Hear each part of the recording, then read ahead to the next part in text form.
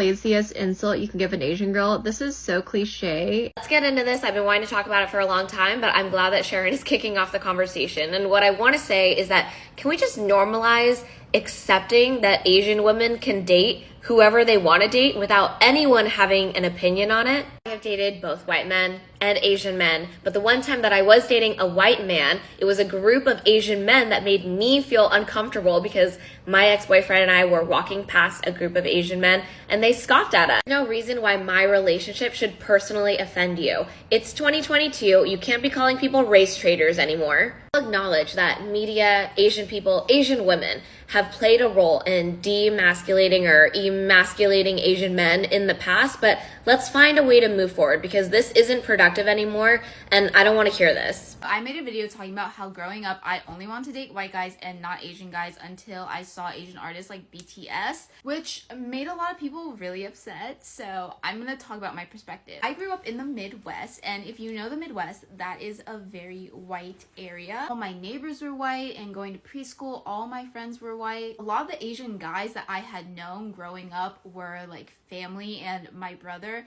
so the thought of dating an Asian guy made me feel like I was dating my brother, and I did not want that. And going to high school, I just really wanted to fit in, literally sue me, and all the popular guys were white. And even in Western media, white guys were always portrayed as like the popular hunk, and Asian people were always portrayed as like nerdy. That is what I had associated Asian guys with, which is obviously terrible, but I was a child, like what do you expect from me? But anyways, COVID hits and I have a lot of time on my hands and I come across this boy band called BTS. I fell hard for these 7 guys, okay? Like I might not be as vocal or keep up with them as much anymore, but I am ARMY until I die. And not only did I get into K-pop, but I also got into like K-dramas and just like Asian beauty. And after COVID, I moved to New York City, which had a much larger Asian population, where I met a bunch of different Asian people with like various interests, various personalities. And even though I grew up telling my mom I was gonna marry a white man, I only ever ended up dating Asian guys. So yeah, if you're still mad, I really don't care.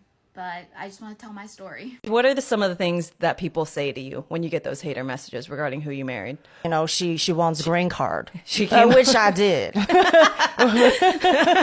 It makes me laugh, actually. I made a bit about it on my TikTok, and I said, I married him because I support charity. He didn't come from money. Like, he grew up in Hardin, Kentucky, the North Korea of America, and grew up in trailer. If I really wanted status, I wouldn't marry a hillbilly from middle of nowhere. When I tell you this man was not my type, I mean like at all.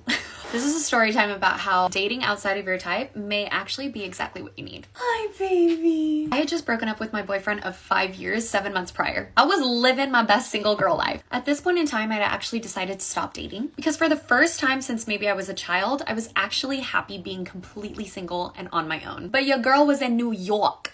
I was being a city girl. It was a weekday, so literally all of my friends in New York were working. I'd already done all the touristy things that I could think of. I really wasn't feeling New York. I had an hour to kill before meeting up with my friends, so I was like, why don't I get a view of the city from a local's perspective? So I re-downloaded a dating app, matched with this man just because he had just gotten back from a long trip to Asia and Europe. And your girl was about to go to Asia for this 3-month-long trip, which actually didn't end up happening. But regardless, I was just like, great, I'll just get some tips from him. We didn't really talk on the app. I was just like, full disclosure, I don't live here, but what are you doing right now? I show up and this man legit has a curly mustache, like curled at the ends, handlebars. This is the ridiculousness that was sitting across from me. Mind you, my type is not just completely hairless. I like my men Asian.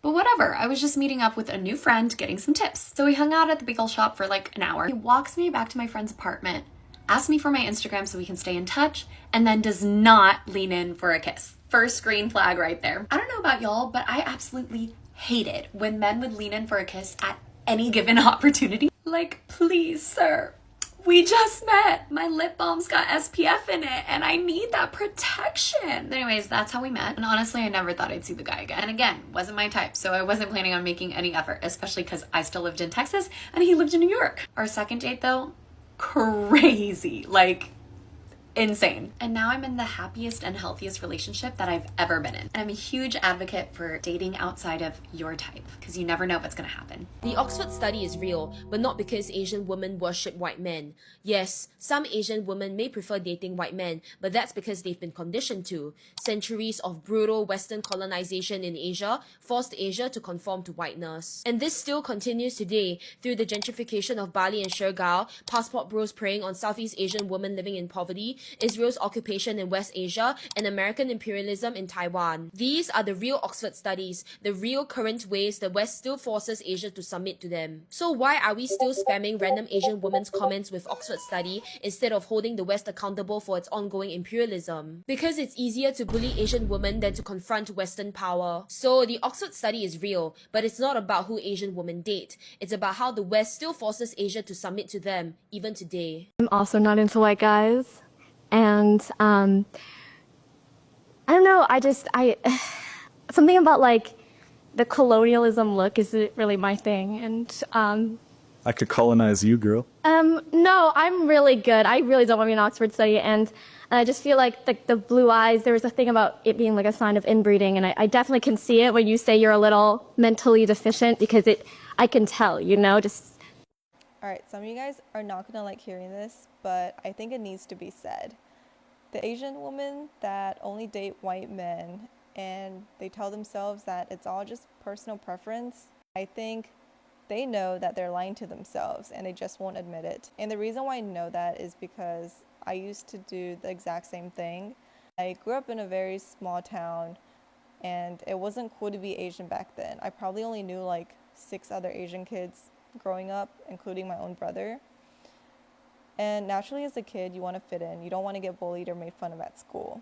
And so I just developed this habit of distancing myself from anything Asian related. So like the language, food, anything Asian. Like if someone at school asked me to say something in Chinese to them, I would just pretend like I didn't speak the language, when in reality, my parents would force me to speak Chinese to them at home.